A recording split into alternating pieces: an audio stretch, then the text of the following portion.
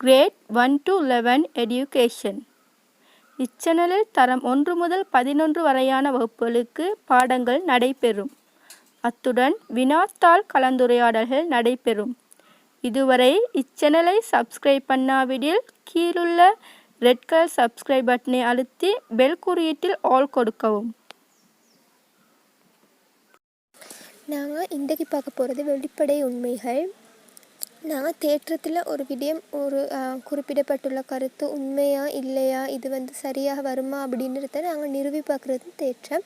இதில் என்னென்னா நாங்கள் நிறுவல் இல்லாமல் இது உண்மை அப்படின்னு சொல்லக்கூடிய வெளிப்படையாகவே உண்மை அப்படின்னு சொல்லக்கூடிய விடயங்கள் தான் வெளிப்படை உண்மைகள். இது 5 வகையானது காணப்படுது. இந்த 5 வகையானதை பற்றி தான் நாங்கள் இன்றைக்கி பார்க்க போகிறோம். அங்கே நாங்கள் குறிப்பிட்ட 5 வகையான வெளிப்படை உண்மைகளும் என்னென்னா, ஒரே கணியத்துக்கு சமனான கணியங்கள் ஒன்றுக்கொன்று சமனாகும். சமமான கணியங்களுடன் ஒரே கணியத்தை கூட்டுவதால் பெறப்படும் கணியங்களும் சமமாகும். சமமான கணியங்களிலிருந்து ஒரே கணியத்தை கழிப்பதால் பெறப்படும் கணியங்களும் சமமாகும். சமமான கணியங்களை ஒரே கணியத்தினால் பெருக்கும் போது பெறப்படும் கணியங்களும் சமமாகும். சமமான கணியங்களை ஒரே கணியத்தினால் வகுக்கும் போது பெறப்படும் கணியங்களும் சமமாகும். இந்த 5 விடயங்களையும் இந்த 5 விடயங்களுக்குரிய விளக்கங்களையும் பற்றி தான் நாங்கள் இன்றைக்கி பார்க்க போகிறோம். நாங்கள் இதில் முதலாவதாக பார்க்க போகிறது வெளிப்படை உண்மை ஒன்று. வெளிப்படை உண்மை ஒன்றில் பாருங்கள், ஒரே கணியத்திற்கு சமனான கணியங்கள் ஒன்றுக்கொன்று சமமாகும். அப்படின்னா அங்கே என்ன கருத்து குறிப்பிடப்படுது அப்படின்னா, ஏன்ற ஒரு கணியத்தை நாங்கள் எடுத்தோம் அப்படின்னா ஏன்ற கணியம் பி என்ற கணியத்துக்கு சமன் அப்படின்னு குறிப்பிடப்பட்டிருக்குது. பி என்ற கணியம் சி என்ற கணியத்துக்கு சமன் அப்படின்னு குறிப்பிடப்பட்டிருக்குது. அப்ப அவதானிங்க, ஏ என்ற கணியம் பி என்ற கணியத்துக்கும் பி என்ற கணியம் சி என்ற கணியத்துக்கும் சமனாக காணப்பட்டா ஏ என்ற கணியம் சி என்ற கணியத்துக்கு சமனாக காணப்படும். ஏ என்ற கணியம் சி என்ற கணியத்துக்கு சமனாக காணப்படும். இதுதான் இங்க குறிப்பிடப்பட்டிருக்கிற வெளிப்படை உண்மை ஒன்று. ஒரே கணியத்துக்கு சமமான கணியங்கள் ஒன்றுக்கொன்று சமமாகும் அப்படின்றதுக்குரிய காரணம், ஏ என்ற கணியம் பி என்ற கணியத்துக்கு சமனாக காணப்பட்டு பி என்ற கணியம் சி என்ற கணியத்துக்கு சமனாக காணப்பட்டால் ஏ என்ற கணியம் சி என்ற கணியத்துக்கு சமனாக காணப்படும் அப்படின்றது தான் அது. அதாவது இப்ப அவதானிங்க, நாங்க ஏ என்ற கணியம் அதனுடைய பெருமானத்துக்கு நாங்க அதுக்கு ஒரு பெருமானம் கொடுத்து பார்த்தா ஏன்ற கணியத்தினுடைய பெருமதி 5 அப்படின்னு நாங்க எடுத்தோம் அப்படின்னா பி என்ற கணியம் எத்தனையாக காணப்படும்? இது 5 அப்படின்னா பி என்ற கணியம் சமனாக காணப்படும். பி என்ற கணியம் கட்டாயம் எத்தனையாக காணப்படும்? 5 என்ற பெருமானத்துல காணப்படும். அதே மாதிரி இப்ப பாருங்க, பி என்ற கணியம் 5ஆக காணப்பட்டா பிக்கு சி சமன். அப்ப சியினுடைய பெருமானம் எத்தனையாக காணப்படும்? 5ஆக காணப்படும். அப்ப பாருங்க, இப்ப நேரடியாவதா நீங்க இந்த ஏனுடைய பெருமானம் 5ஆக காணப்படுது. ஏக்கு சமனான பியினுடைய பெருமானம் 5ஆக காணப்படுது. பியினுடைய பெருமானம் 5ஆக காணப்படுறதுனால பிக்கு சமனான சியினுடைய பெருமானம் 5ஆக காணப்படுது. ஆகவே நேரடியாக எங்களுக்கு எப்படி சொல்லலாம்? ஏனுடைய பெருமானம் சியினுடைய பெருமானத்துக்கு சமன் அப்படின்னு. ஏனுடைய பெருமானம் 5ஆக காணப்பட்டா கட்டாயம் சியினுடைய பெருமானம் எத்தனையாக காணப்பட வேண்டும்? 5ஆக காணப்படணும். இதுதான் முதலாவது வெளிப்படை உண்மை அப்படின்றது. இப்ப அவதானிங்க, ராதா மாலா கீதா 3 பேர் காணப்படுறாங்க. இவங்க 3 பேர்லயும் ராதா மாலாவினுடைய பக்கத்து வீட்டு நண்பி. 2 பேரும் ஒரே வயதுடைய நண்பிகள். அதே மாதிரி கீதா மாலாவினுடைய வகுப்பு தோழி. அவங்க 2 பேரும் ஒரே வயதுடைய வகுப்பு தோழிகள். இப்ப அவதானிங்க, மாலாவினுடைய வயது 10ஆக காணப்பட்டால் ராதாவினுடைய வயது எத்தனையாக காணப்படும்? அவங்களோட பக்கத்து வீட்டு தோழியாக இருந்தாலும் ஒரே வயதுடைய தோழின்றனால ராதாவினுடைய வயது 10 வயதாக காணப்படும். மாலாவினுடைய வயது 10ஆக காணப்படுறதுனால கீதாவும் மாலாவும் ஒரே வகுப்புல கட்டுறதுனால கீதாவினுடைய வயது எத்தனையாக காணப்படும்? 10ஆக காணப்படும். பாருங்க, மாலாவினுடைய வயது மாலாவினுடைய வயது 10ஆக காணப்படுறதுனால ராதாவினுடைய வயது 10ஆக காணப்படுது. மாலாவினுடைய வயது 10 காணப்படுறதுனால கீதாவினுடைய வயதும் 10 காணப்படுது. ஆகவே ராதாவினுடைய வயதும் கீதாவினுடைய வயதையும் அவதானிங்க. 2 வயதும் எவ்வளவு எப்படி காணப்படுது? 2ம் சமனாக காணப்படுது. இதுதான் வெளிப்படை உண்மையில கூறப்பட்ட விடயம். இப்ப அவதானிங்க, இந்த உருவ அவதானிங்க. இந்த உருவ பாருங்க, ABCD என்று ஒரு நாட்பக்கல் தரப்பட்டிருக்குது. இந்த நாட்பக்கல்ல AB என்ற பக்கம் BC என்ற பக்கத்துக்கு சமன் அப்படின்னு இங்க குறிப்பிடப்பட்டிருக்குது. இப்ப AB என்ற பக்கம் என்ன, BC என்ற பக்கத்துக்கு சமனாக காணப்படும். அதே மாதிரி அடுத்த தரவை பாருங்க, BC என்ற பக்கம் CD என்ற பக்கத்துக்கு சமனாக காணப்படுது. BC என்ற பக்கம் CD என்ற பக்கத்துக்கு சமனாக காணப்படுது. பாருங்க, முதலாவது தரவு AB என்ற பக்கத்துக்கு BC என்ற பக்கம் சமன். இரண்டாவது தரவு BC என்ற பக்கத்துக்கு CD என்ற பக்கம் சமன். அப்ப நாங்க இதுல வர முடிவு என்ன? எங்களுக்கு இதனுடைய கடைசி முடிவாக வெளிப்படை உண்மையாக காணப்படுறது என்ன? AB என்ற பக்கம் CD என்ற பக்கத்துக்கு சமன் அப்படின்றது இதுல வர வெளிப்படை உண்மை. AB என்ற பக்கம் CD என்ற பக்கத்துக்கு சமனாக காணப்படும். இந்த பக்கம் இந்த பக்கத்துக்கு சமனாகவும் இந்த பக்கம் இந்த பக்கத்துக்கு சமனாகவும் காணப்பட்ட கட்டாயம் இந்த பக்கம் இந்த பக்கத்துக்கு சமனாகத்தான் காணப்படணும். அதாவது பாருங்க, இப்ப AB-னுடைய பெருமானம் 10 காணப்பட்டால் BC-னுடைய பெருமானம் எத்தனையாக காணப்படும்? 10 காணப்படும். BC-னுடைய பெருமானம் 10 CD-னுடைய பெருமானம் எத்தனையாக காணப்படும்? 10 காணப்படும். அப்ப AB-னுடைய பெருமானம் 10 BC-னுடைய பெருமானம் 10, BC-னுடைய பெருமானம் 10 CD-னுடைய பெருமானமும் 10. ஆகவே AB-னுடைய பெருமானம் CD-னுடைய பெருமானம் சமனாக காணப்படும். இப்ப இந்த உருவ அவதானிங்க, இங்க பெருமானங்கள் எதுவும் தரப்படல. ஆனா இங்க தரப்பட்டிருக்குது கோணம் PQR. கோணம் PQR சமன் கோணம் RQS. கோணம் RQS இந்த கோணம் இந்த கோணத்துக்கு சமன் அப்படின்னு தரப்பட்டிருக்குது. கோணம் PQR சமன் கோணம் RQS.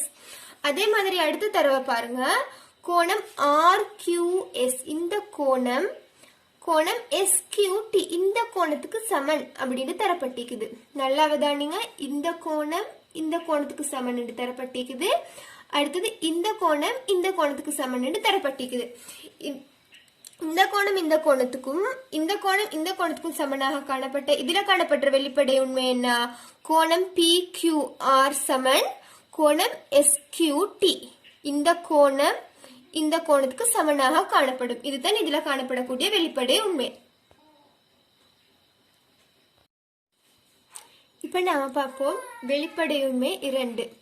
சமனான 2 கணியங்களுடன் ஒரே கணியத்தை கூட்டுவதால் பெறப்படும் கணியங்கள் சமனாகும். இதுதான் வெளிப்படை உண்மை 2ல குறிப்பிடப்பட்டிருக்கிற விஷயம். சமனான கணியங்களுடன் ஒரே கணியத்தை கூட்டுவதால் பெறப்படும் கணியங்கள் சமமாகும். அப்படின்னா என்னண்டா, இப்ப நாங்க முதல்ல பார்த்த மாதிரி A சமன் B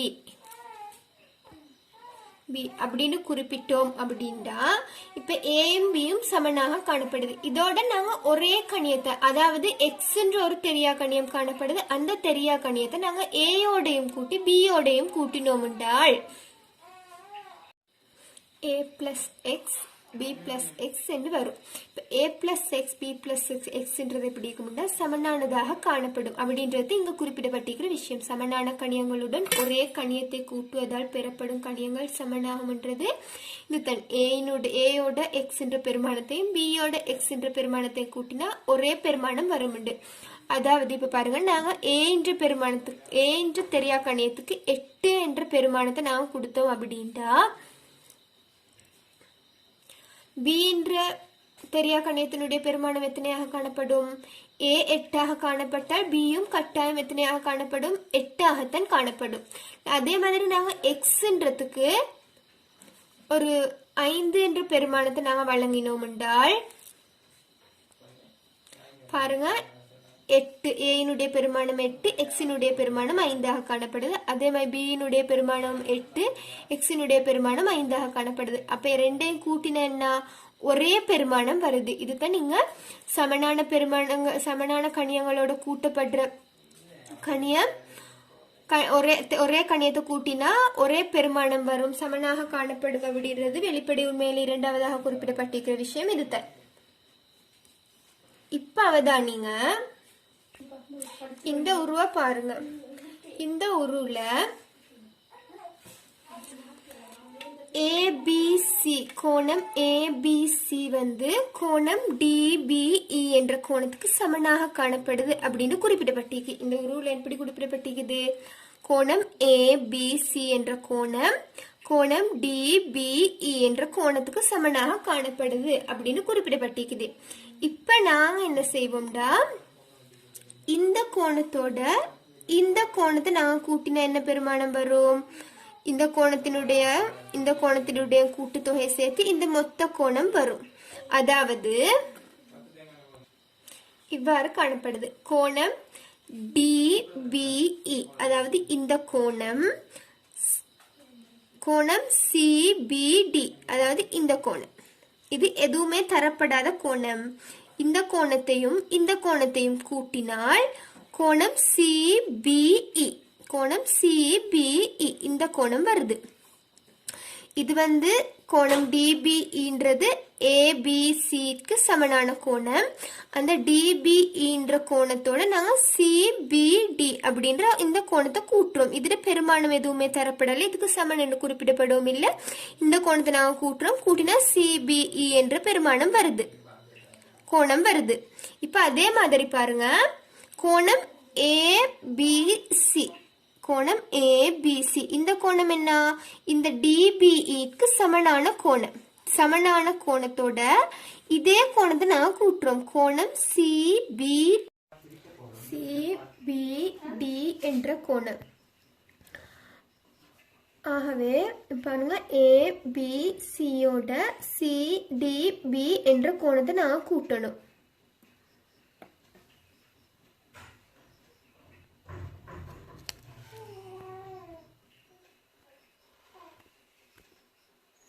பாருங்க, கூட்டினா ஏபிசி என்ற கோணத்தோட சிபிடி என்ற கோணத்தை கூட்டிச்சிண்டா ஏபிடி என்ற கோணம் வருது. அதான் நல்லா ஏபிடி என்ற கோணம் வருது. இப்ப பாருங்க, கோணம் ஏபிசி வந்து கோணம் டிபிஇக்கு சமனாக காணப்படுது. இந்த கோணம் சமன். ஆனா இந்த கோணத்தோடையும் கூட்டப்பட்டிருக்க கோணத்தை பாருங்க, ஒரே கோணம் தான் கூட்டப்பட்டிருக்குது. ஒரே கோணம் சிபிடி தான் கூட்டப்பட்டிருக்குது. அப்ப ஒரே கோணம் கூட்டப்பட்ட என்ன? இந்த ஏபிடியினுடைய பருமனும் சிபிஇனுடைய பருமனும் எப்படி காணப்படும்? சமனாக காணப்படும்.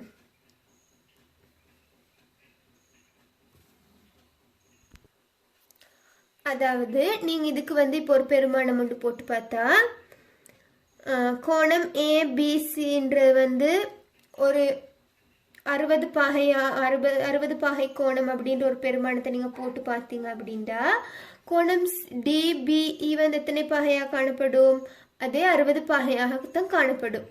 இது 60 பாகை, இதுவும் 60 பாகைண்டா இந்த சிபிடின்ற கோணம் 25 பாகையாக காணப்பட்டால் நாங்க இதுக்கு பிரதியிட்டோம் அப்படின்னா கோணம் டிபிஇ, இந்த கோணம் டிபிஇ வந்து எத்தனை பாகை?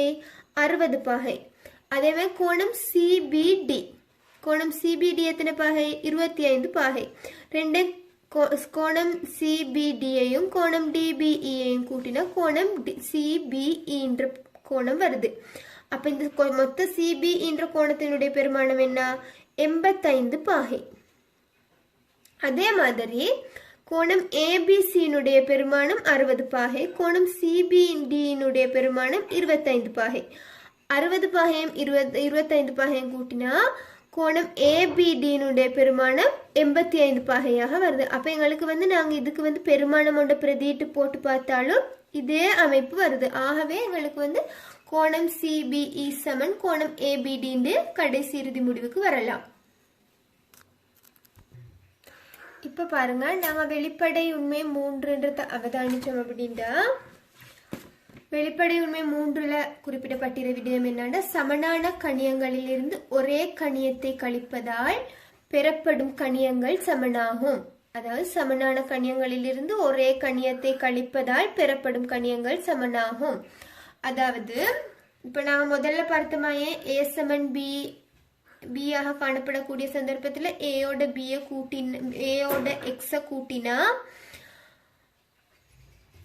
ஏயோடையும் பியோடையும் ஒரே தெரியா கணியத்தை கூட்டும் போது வரக்கூடிய பெருமானம் சமன் என்று பார்த்த மாதிரி அது ஒரே கணியம். இப்ப எக்ஸ் என்ற பெருமானத்தை எடுத்தா ஏல இருந்து எக்ஸையும் பியில இருந்து எக்ஸையும் கழிச்சோம் அப்படின்னா வரக்கூடிய பெருமானம் சமனாக வரும். அதாவது பாருங்க எக்ஸ் என்ற கணியத்தை நான் ஏபியிலிருந்து எக்ஸ் என்ற கணியத்தை நான் கழிச்சு பார்த்திக்கிறோம். அதுல வந்து எக்ஸினுடைய பெருமானம் ஒன்றாக காணப்படும், ஏயும் பியும் சமனான கணியங்களாக காணப்படுது. ஆகவே நாங்கள் ஏக்கு வந்து உதாரணத்துக்கு 8 என்ற பெருமானத்தை நாங்கள் வழங்கினோம்டா எக்ஸை நாங்கள் 5ஆக கொண்டால் 8லிருந்து 5ஐ கழிக்கும் போது வரக்கூடிய பெருமானம் 3ஆக காணப்படும். அதே மாதிரி ஏ 8ஆக காணப்பட்டால் பி எத்தனையாக காணப்படும்? 8ஆக காணப்படும். 8லிருந்து 3ஐ கழிக்கும் போது 5ஐ கழிக்கும் போது வரக்கூடிய பெருமானம் 3ஆக காணப்படும். ஆகவே ஒரே சமனான இரு கணியங்களிலிருந்து ஒரே கணியத்தை கழிக்கும் போது வரக்கூடிய பெருமானங்கள் சமனானதாக காணப்படும் அப்படின்னு குறிப்பிடப்பட்டிருக்குது. அதே மாதிரி இந்த உருவ பாருங்க, இந்த உருவுல தரப்பட்டிருக்கிற தரவும் இங்க வந்து கோணங்கள் தரப்பட்டிருக்குது, ஆங்கில எழுத்துக்கள் தரப்பட்டிருக்குது. இதுல பாருங்க கோணங்களை, கோணம் ஏபிடி, இந்த பெரிய கோணம், இந்த கோணம் ஏபிடி என்ற கோணம், கோணம் சிபிஇ, இந்த கோணம் சிபிஇ இந்த கோணத்துக்கு சமனாக காணப்படுதுன்னு தரப்பட்டிருக்குது.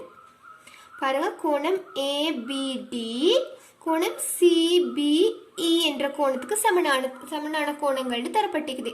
இதுல பாருங்க இந்த கோணத்துக்கும் பொதுவாக எந்த பகுதி காணப்படுதுன்னு பாருங்க. கோணம் சிபிடி என்ற கோணம் வந்து இந்த கோணத்துக்கும் பொதுவான ஒரு கோணமாக காணப்படுது. ரெண்டுலையும் இந்த பகுதி ரெண்டுலையும் வருது. இந்த சிபிஇ என்ற பகுதி இரண்டு ஏபிடி என்ற கோணத்திலையும் சிபிஇ என்ற கோணத்திலையும் இரண்டு கோணங்கள்லையும் இந்த பகுதி வருது. அப்ப இது பொதுவாக காணப்படுறதுனால நாங்க இந்த பெரிய கோணத்திலிருந்து இந்த பகுதியையும் இந்த பெரிய கோணத்திலிருந்து இந்த பகுதியையும் கழிச்சா இந்த கோணமும் எப்படி காணப்படும்? சமனானதாக காணப்படும். இந்த பெரிய கோணங்கள் ரெண்டும் சமனானதாக காணப்படுறதுனால இது பொதுவாக காணப்படுறதுனால இந்த பெரிய கோணத்திலிருந்து இந்த கோணத்தையும் இந்த கோணத்திலிருந்து இந்த கோணத்தையும் கழிக்கும் போது வரக்கூடிய இந்த கோணமும் எவ்வாறானதாக காணப்படும்? சமனானதாக காணப்படும். பாருங்க இவ்வாறு காணப்படும். கோணம் ஏபிடி சய கோணம் சிபிடி இந்த கோணம். அதே மாதிரி கோணம் சிபிஇ இந்த கோணம், சய சிபிடி இந்த கோணம் கழிக்கும் போது பேலன்ஸா வருது கோணம் ஏபிசி கோணம் டிபிஇ. இப்ப பாருங்க சமனான இது ரெண்டும் சமனென்று தரப்பட்டிருக்குது. சமனான கோணங்களிலிருந்து சமனான கணியத்தை கழிக்கிறோம். நாங்க சமனான கணியத்தை என்ன செய்யறோம்? கழிக்கிறோம். ஒரு ரெண்டுக்கும் பொதுவாக உள்ள சமனான கணியத்தை கழிக்கும் போது வரக்கூடிய கோணங்களினுடைய பெருமானம் எவ்வாறானதாக காணப்படுது? சமனான கோணங்களாக காணப்படுது. சரியா? அடுத்தது வெளிப்படை உண்மை 4 மற்றும் 5 விளக்கங்களும் அது தொடர்பான வினாக்களும் அடுத்த வீடியோவில் பதிவிடப்படும்.